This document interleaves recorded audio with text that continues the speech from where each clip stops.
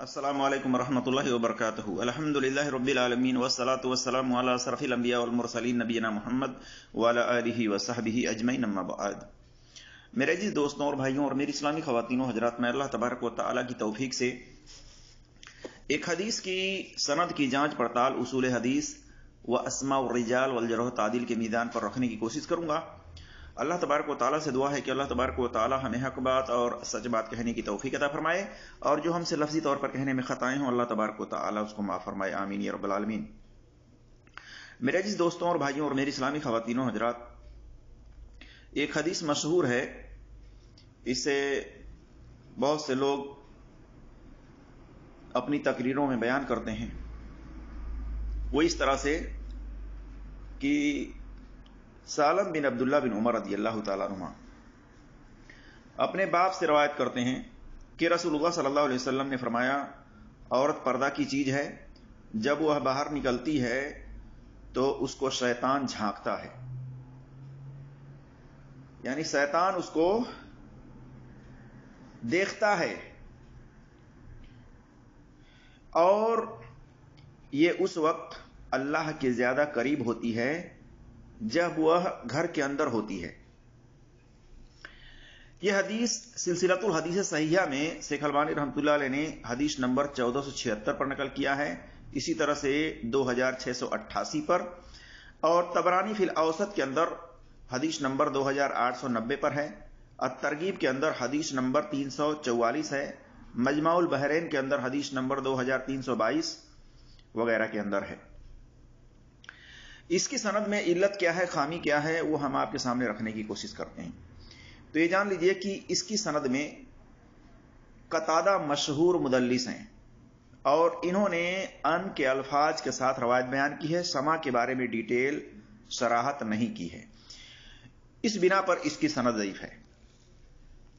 शेख अलबानी रहमतुल्लाह अलैह का इसको सिलसिलतुल हदीस सहीहा में सही के नियत से जमा करना, इस पर सही का हुक्म लगाना, ये एतबार के लायक नहीं है, क्योंकि उसूली तौर से इसकी सनद ज़ईफ है, कमजोर है, वीक है, ऑथेंटिक नहीं है।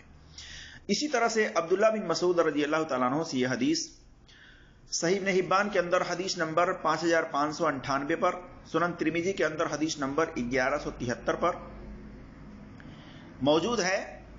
शेख अलबानी रहमतुल्लाह अलैह ने इसकी सनद को अल-मिशकात के अंदर हदीस नंबर 3109, इसी तरह से इरवाउल गलील के अंदर हदीस नंबर 273 और अल-तालीक अला इब्न खुज़ैमा के अंदर हदीस नंबर 1686 वगैरह के अंदर इसको सही लिखा है,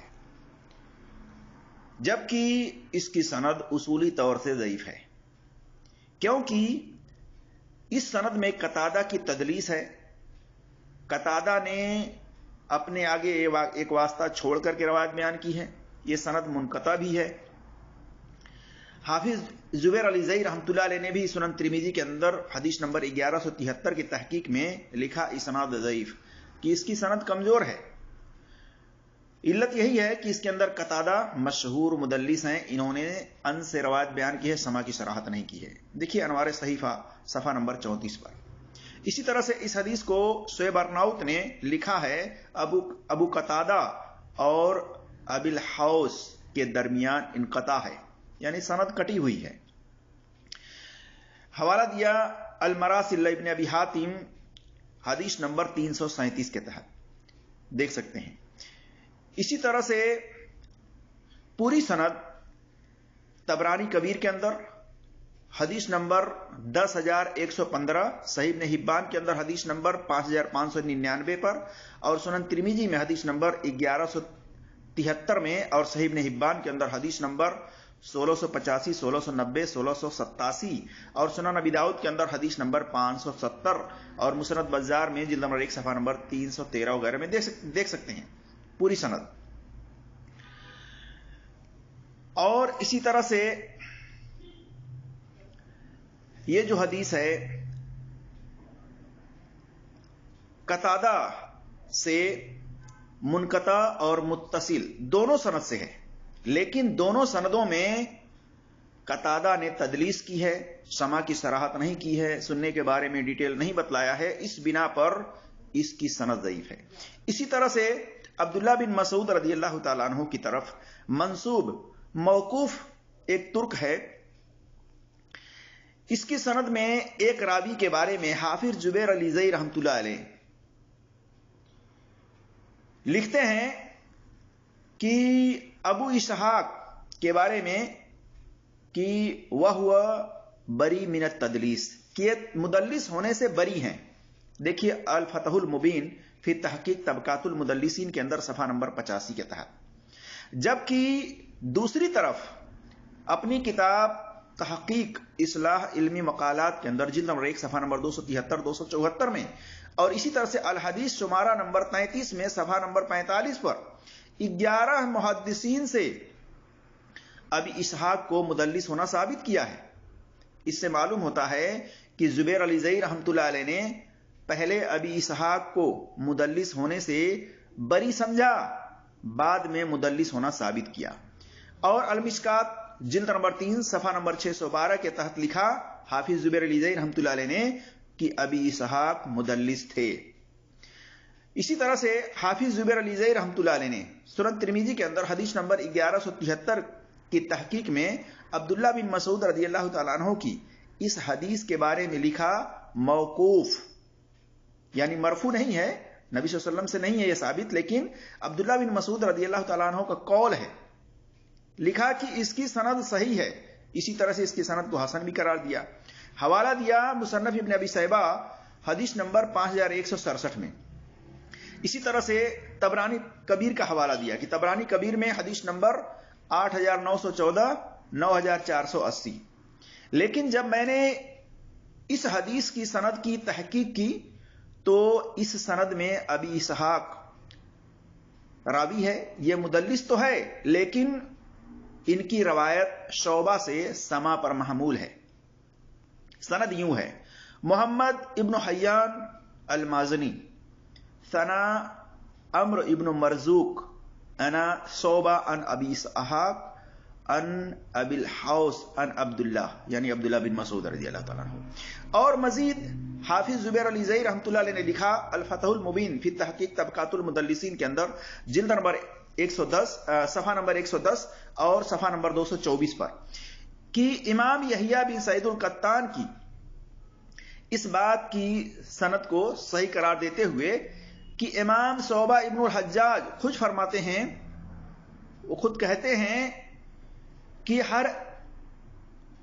ہر ایسی حدیث کی تمام شے جو میں نے تم سے بیان کی ہو کسی رجال یعنی راوی سے، تو وہ رجال یعنی راوی ہے جس نے مجھے بیان کیا ہے کہ اس نے فلاں سے سنا ہے. دیکھیے الجرح و تعدیل لابن ابی حاتم جلد نمبر 1 صفحہ نمبر 173 میں.